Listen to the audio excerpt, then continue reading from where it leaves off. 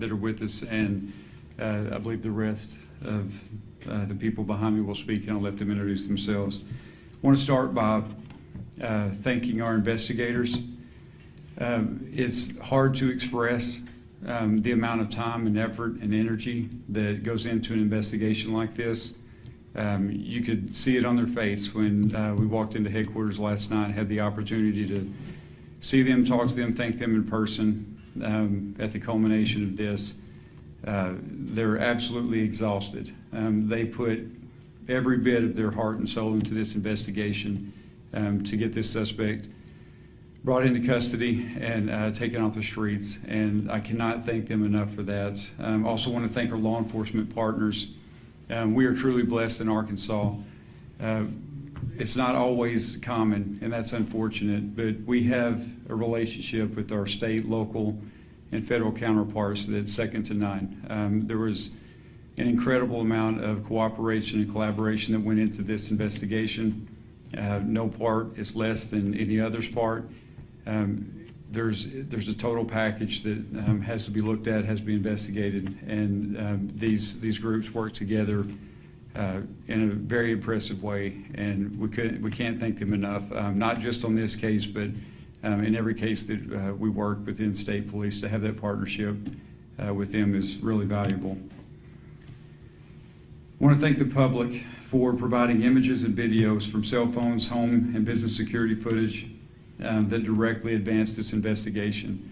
We'll talk a little bit more about how that played out, but the information that was put out and the request for information back from the public directly resulted in this person being brought into custody. It allowed our investigators a starting point to move forward and to use their skills that they've developed over the years and their experience to bring this person into custody. We had about 500 tips that came in through our phone lines, social media. Not only were there a lot of tips that came in, and we're very thankful for that, but there's a lot of people that have to field those tips, and it's not all badge-wearing, gun-toting members of the state police or Department of Public Safety. We had a lot of civilian personnel that were tasked with that. There was a lot of time and energy spent on triaging those tips and making sure they went to the right people. And so we owe a great gratitude for that support staff that helped with this as well. Although everyone is innocent until proven guilty, we did confirm this morning that our suspect's DNA has been a positive match to the DNA that we suspected to belong to our suspect at the scene. During an interview with investigators, the suspect indicated that he did commit these murders. We executed a search warrant at his residence. There were articles found there that are consistent with being involved in this particular crime, and I will let Major Rhodes speak more of that or more to those details. We do believe he acted alone. We have absolutely no reason to believe that there's anyone else involved, and we do not anticipate any future arrest or any other arrest beyond this suspect. I'm going to go ahead and pass off to Major Stacy Rhodes. She can walk through a little bit more of the information, and I'll return to the podium and we'll answer any questions we can. Thanks. Well, good afternoon. As he indicated, I'm Major Stacy Rhodes. I oversee the Criminal Investigation Division for the State Police. And I kind of want to walk you through how we initiated and progressed through our investigation. So, as you all know, we responded to a call for service at the state parks. Two young children were found and indicated that something had happened to their parents on the trail. That initial information that came from the kids gave us our first starting point, which was a description of a suspect. There was another witness at the park that we encountered that gave us additional information about the suspect and a particular vehicle that he was seen leaving the park. With that, we took the information, completed and let me kind of, we'll start there. So from there, we had a pretty good description of our suspect. We did our initial release. Other witnesses came forward that were on the trail during the time that the murders occurred that did not see the murders, but brought forth video footage, photographs that they had taken on their day trip to the park. From that, we obtained a photo.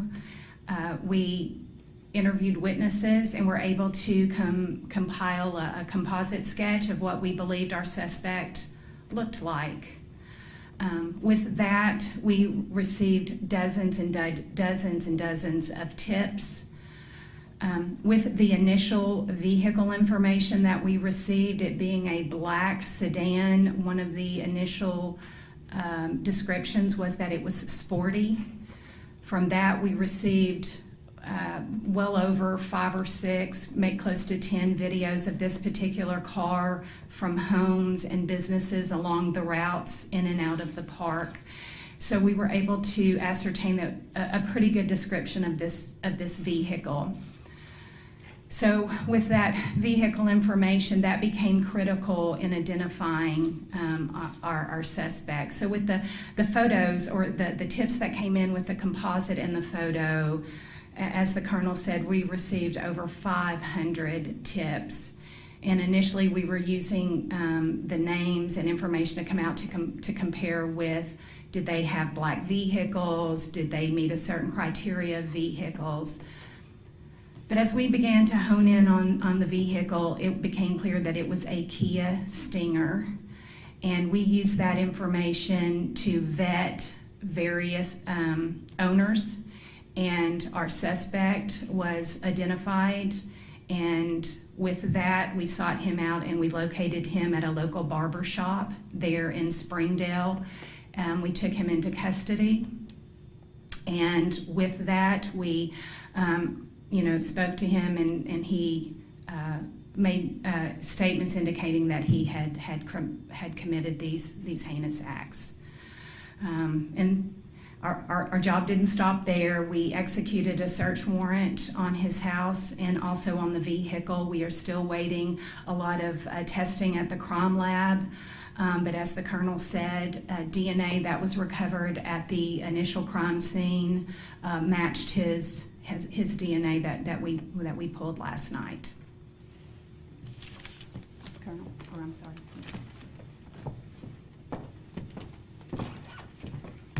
Good afternoon. My name is Brandon Carter. I'm the prosecuting attorney for Washington County, Arkansas. The first thing I want to say here today is that my thoughts are with the Brinks family. There are 3 girls who tragically lost their parents in this case.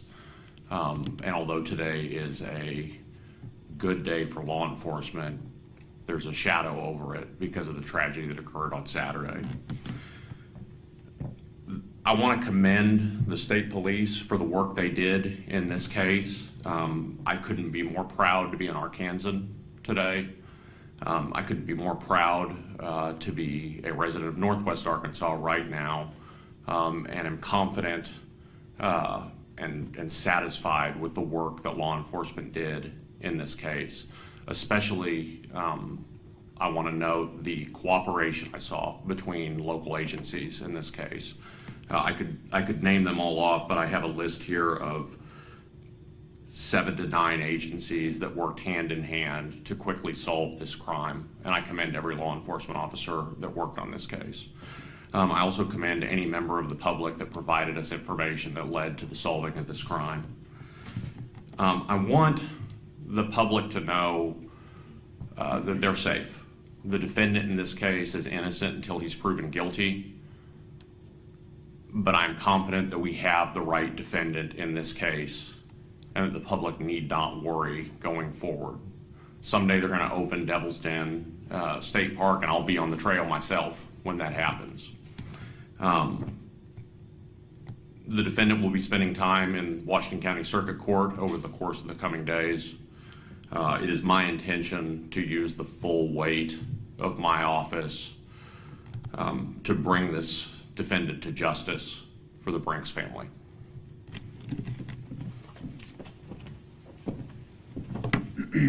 Before we open for questions, Just want to touch real briefly on something that gets lost in this sometimes, and that's the family story.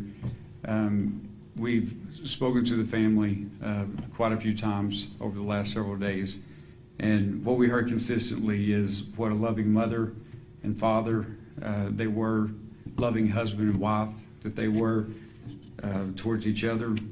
They absolutely protected those girls to their fullest extent, to the point that it cost them their lives. We're in awe of this mom and dad. We're also in awe of these girls. The information that they were able to provide to start us down this path, to be able to make this arrest, it all started with those two little girls. It's incredible. We also don't want to forget that there was a third sister. Thankfully, she was not with the family on the trail that day, but she suffered just as tragic of a loss, and we need to keep that in mind. Because of that, I would plead with you and the public to please be sensitive to the fact that there's a family that's grieving. It's hard to express, because I can't understand it, what they're going through. Misinformation hurts. Speculation hurts. When they read things, when we talked to them earlier today, they expressed that to us, that they're reading things in social media. They're reading things that are just simply not true. People are speculating. They're talking about things that are not factual, and it hurts. There's no place for that. Along those lines, we have to be very careful in an investigation to be calculated in the amount of information that we put out and when we put that out. I can tell you that this investigative team had one mission and one mission only, and that was to put hands on this suspect and to get him off the streets. And on a daily basis, we got together and we talked about what we felt like that we could put out to the public and what was going to be advantageous for us in the investigation and what could potentially be detrimental. One thing that we did not want to do is put information out that was going to take attention away from someone that we needed to look at. You have to remember all the information that we're working off of started with two little girls that witnessed the most horrific thing that you could ever imagine. That was the base of everything that we had. So we had to be careful about relying solely on that information. We had to collaborate that. We're also working in an environment that is half a mile into the woods. So by the time that we get the information from these little girls, and then we collaborate that with members from the public, they can talk, or they can, give us further information based on the suspect description and things like that. And then that leads us to a vehicle, and then that leads us somewhere else. This is not an episode of CSI, and it's not going to be wrapped up in a 1-hour episode. It takes hours and hours to develop that information, corroborate that information, and know that it's good information, and know that it's something that we can put out. The last thing that we want to be responsible for is putting information out that's going to hinder the investigation or hinder someone's their likelihood of calling us and putting us onto a suspect that we need to be looking at, because it didn't meet all the markers that we thought it should meet. So I hope you can be understanding of that, and I hope as we move forward from here that the speculation and a lot of the talk and a lot of the chatter, especially on social media, that people will be very sensitive to that. This family's been through enough, and they don't deserve to be victimized any further than they already are. And with that, I'll open it up for questions. Colonel, Yes. can you elaborate more on what was the reason behind this? What was the motive for this? Was this random, or what happened there? And what was the cause of death? How were they killed? Yeah. As far as the motive is concerned, it's part of the investigation. It's two parts. The first part of the investigation is always going to be to identify and apprehend the suspect. The second part of the investigation is a lot of the whys and a lot of the details. That's still a part of the investigation. I can tell you that We have no reason to believe that there was any known association between our suspects and our victims. There's nothing to indicate that at all. It appears to be a completely random event. As far as the weapon that was used, it was a knife. Our victims died by stab wounds. Yes, ma'am. We've spoken to a few parents from students who he was their teacher in different states, and they all kind of gave this synopsis of perhaps he was a predator. Their children felt like he preyed on younger age girls during his time teaching in those states. We were wondering, have you been exploring any connections to the crimes that Megan may have been connected with, and any indication that this was his first time committing this? Was he after those girls? Were those his target? From what we know right now, we have no indication to suggest that the girls were his target. He knew this was his first time, but he just went to that park that one time that day. I heard potentially somebody suspicious could have been there the weekend before. Was he just that first time at the park, or do you think he was laying out and calculating? Honestly, that would be pure speculation on my part. Now that we have our suspect in custody, there's going to be a part of the investigation that's going to go back, and they're going to look at timelines, and they're going to look at kind of his movements leading up to that. And hopefully that will give us all a better picture of why he did this, how long he had planned this, things like that. But right now, that's all part of the investigation, and it would simply be speculation on our part. I believe he did when he was injured as well. Can you elaborate on that? During the attacks? Yes, he was injured. I do not know the specifics of those injuries.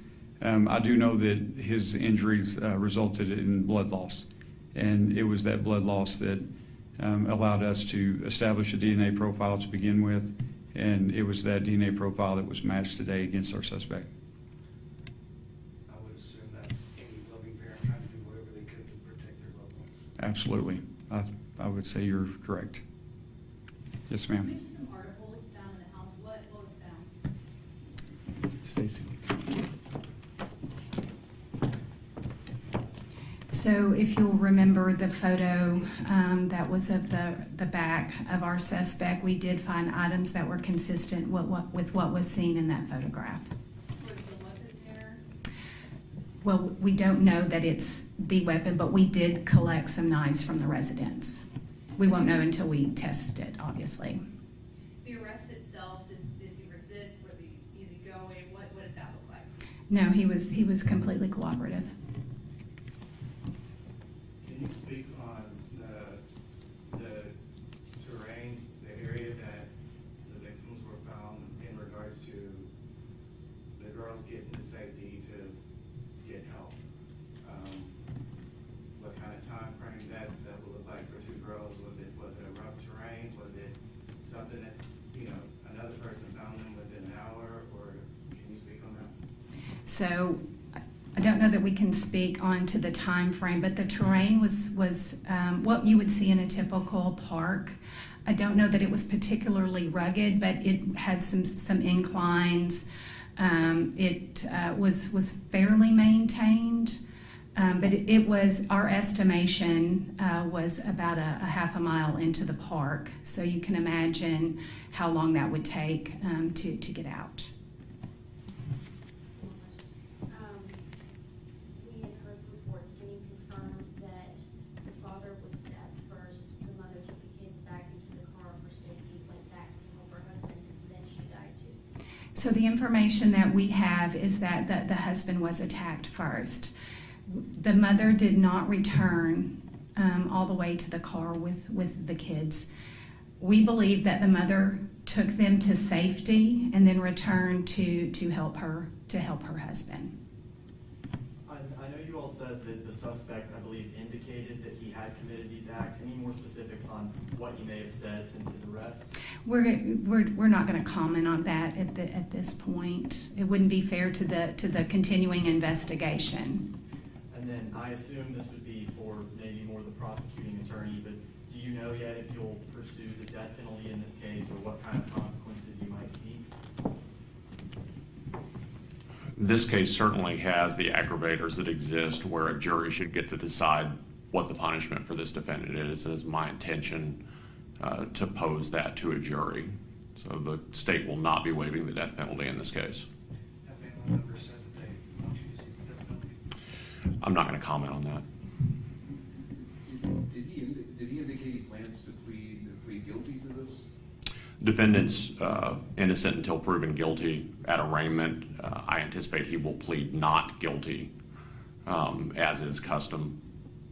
I don't know that there's a defense attorney in the United States of America that would allow a defendant to appear at their first appearance and plead guilty.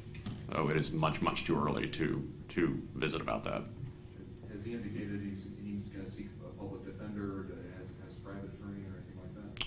I'm not aware that a private attorney's been retained yet. If he can't afford a private attorney, I anticipate our local public defender's office will be appointed. I know that y'all spoke that Devil's Den will be closed for the time being. What about other state parks and the concerns of family and tourists? Yeah, as far as the question of the state parks being open, I would ask that you send that to Secretary Shea Lewis and his team. I'm not sure, honestly. I don't know what the decision is on that at this point.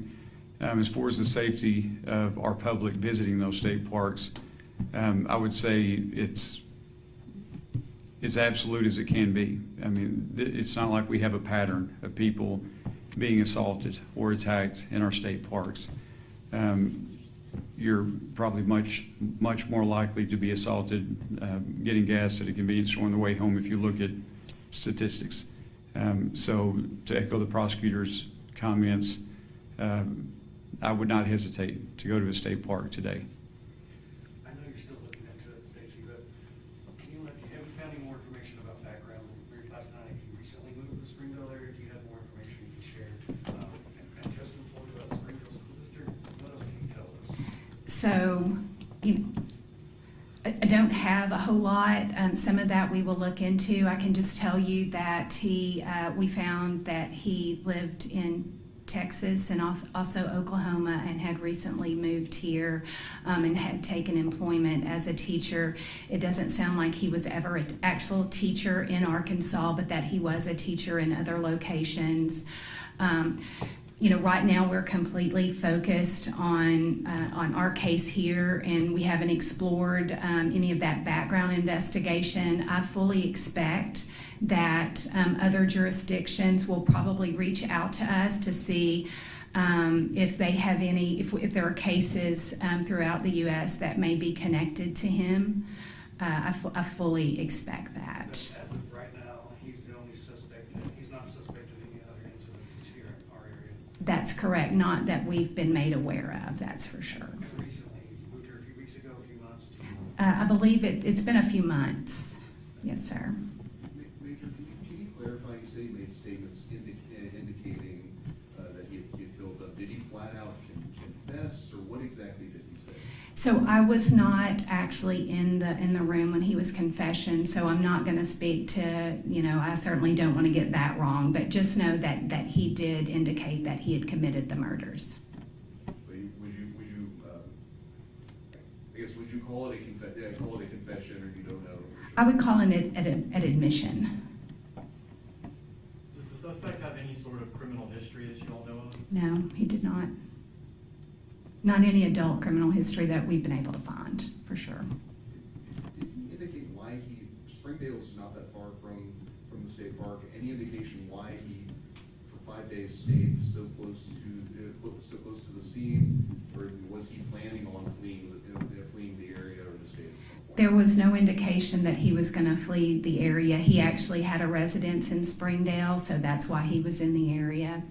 But he gave it doesn't sound like he was making any attempts to conceal. He didn't conceal his car or any of those things. Yes, ma'am? Any history of mental illness? Not that we know. We're still exploring. We just took him into custody last night, so we're still, vetting a lot of the information that we don't know about him to this point. How did,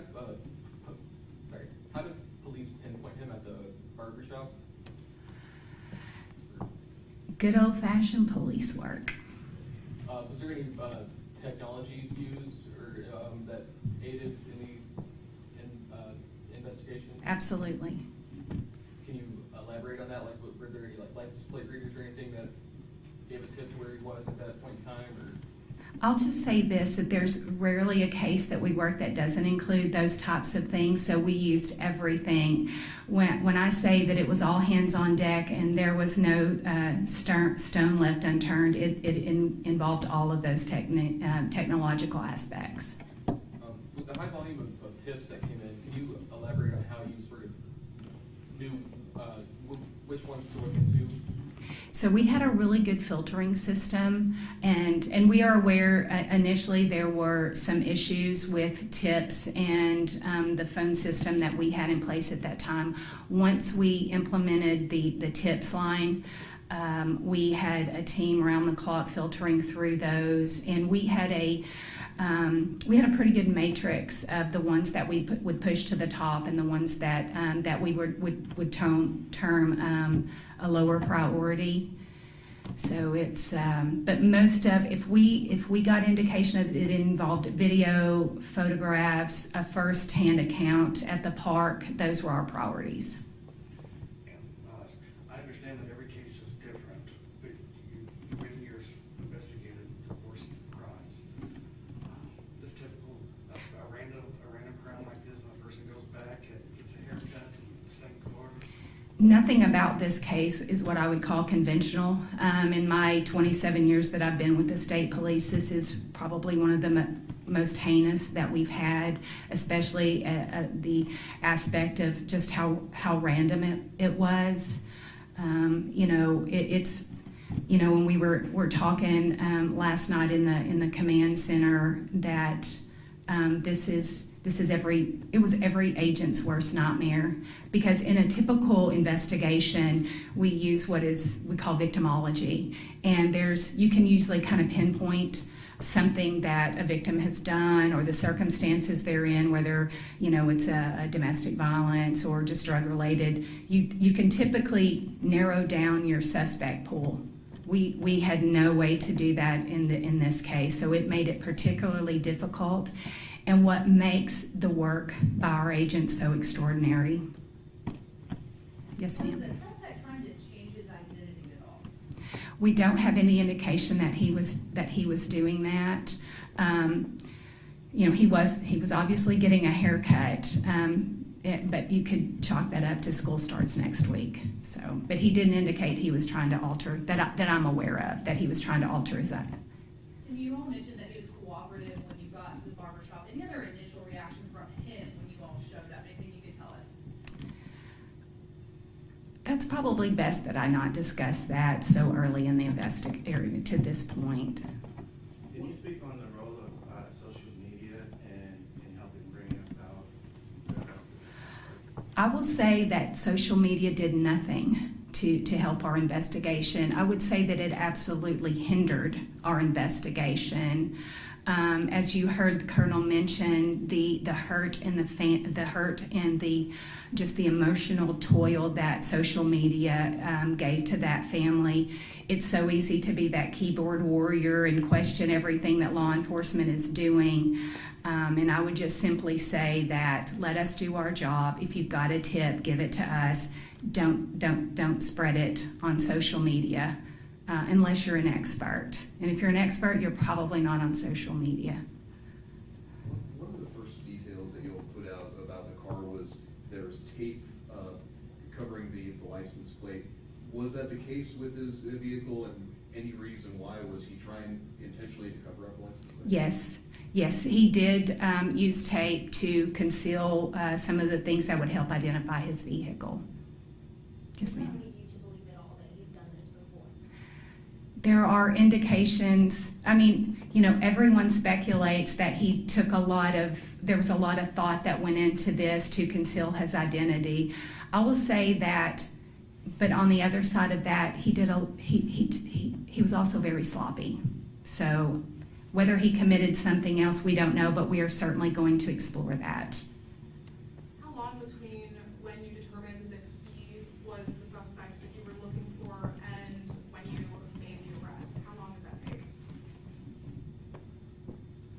Within the hour. How long in between when he began questioning until he confessed? I don't know that, I'm sorry. I think we're just gonna take a couple more questions. Anyone else? Can you speak on which agencies and how many officers are involved? Oh, so in any agency that I missed, the colonel may have included this. I can tell you that the FBI was instrumental, the Washington County Sheriff's Office, the Fayetteville Police Department, just about every agency up there, the Benton County Sheriff's Office with their flock cameras, the Park Service, the Game and Fish. Who am I leaving out?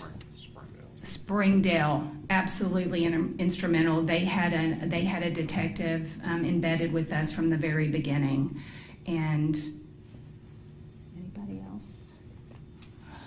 And just dozens of detectives that were all hands on deck, working round the clock to make sure that we made an arrest. The community deserved that, and that's what we gave them. And moving forward, the different agencies in supporting these kids, I mean, loss of both of their parents, if there's anything that you want to touch on. I'm sorry, I don't understand the question. I said moving forward and supporting the kids after the loss of their parents, like, if there's anything that you want to say on that, with the different agencies that are involved. Colonel, you probably better answer that question. I'm not sure if I understood the question exactly, but I can tell you that Governor Sanders has been in contact with the family multiple times.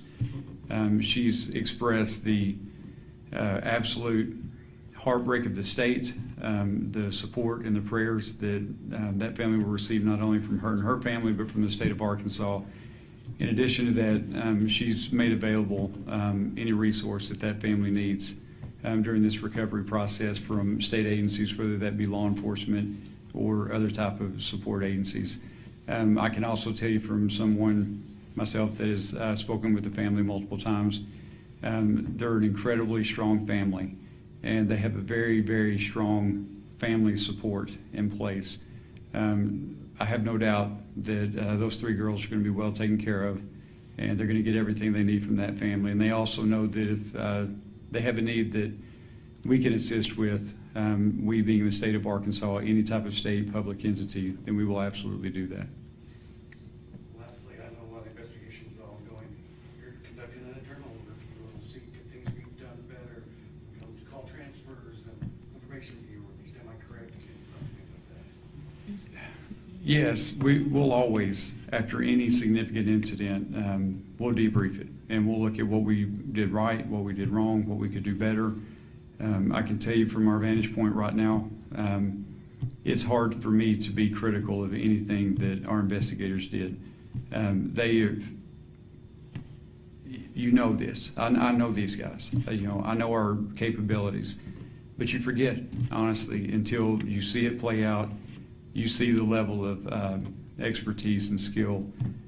Cannot say enough about our investigators, and not only the skill set that they use to bring this suspect to justice, but just they put everything into it, their heart and soul. I mean, it was an impressive thing to watch, and so of what we could do better, I'm sure there'll be things.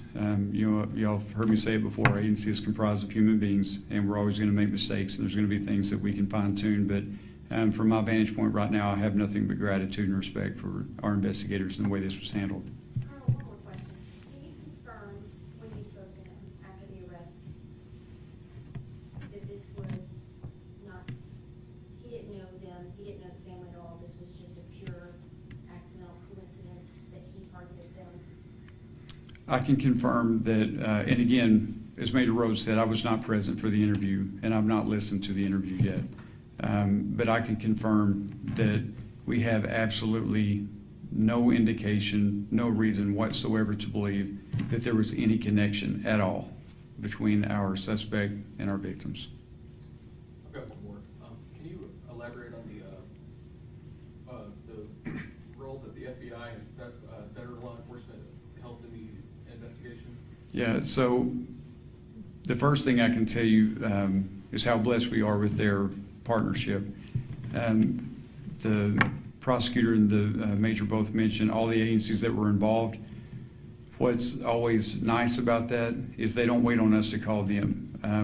As soon as this was known, as soon as it was made public, honestly, I don't know how they found out as quick as they did. My phone started ringing off the wall from our special agent in charge of FBI in Little Rock, from the sheriffs in the northwest part of Arkansas, the police chiefs in that area, HSI, you name it, just about every agency that you can think of immediately reached out to us for any support that we needed. I cannot specifically tell you what roles they played, but I can tell you that they played significant roles. There was, as the major alluded to, there's part of the investigation that is looking at this from the standpoint that it's completely random. There's another part of the investigation that has to close the loophole of is there a connection at all between our suspect and our victims. And unfortunately, in this case, our victims had recently moved here. Their origins are from California. They, I believe, lived in North Dakota most recently. So there's a lot of geographical space and a lot of people that had to be talked to, and we leaned heavily on our, not only our state and local partners, but other state and local, and absolutely our federal partners. I'm just curious about the communication challenges out there. I know you can't get cell service when we go out there. Right. How much, did that affect the response, and how did that affect the investigation? Yes. The answer to that question is yes. It was very challenging. The fact that we did not have cell service and our investigators didn't have cell service, that other campers on the trail didn't. So, again, it kind of goes back to the type of information that was coming in, the amount of information that was coming in, and the time lapse of the information that was coming in. It all factored in. To say this is an unusual crime scene, an unusual crime in just about every aspect, it was extremely challenging. And all of those things came into play, from lack of cell service to the terrain itself. I think one more, and then we're gonna wrap up. Yes, ma'am. Are the kids enrolled in anywhere near the school that he was going to teach at? I don't know the answer to that. I know the kids are with family right now, but I don't know the answer to that. Okay, thank you very much.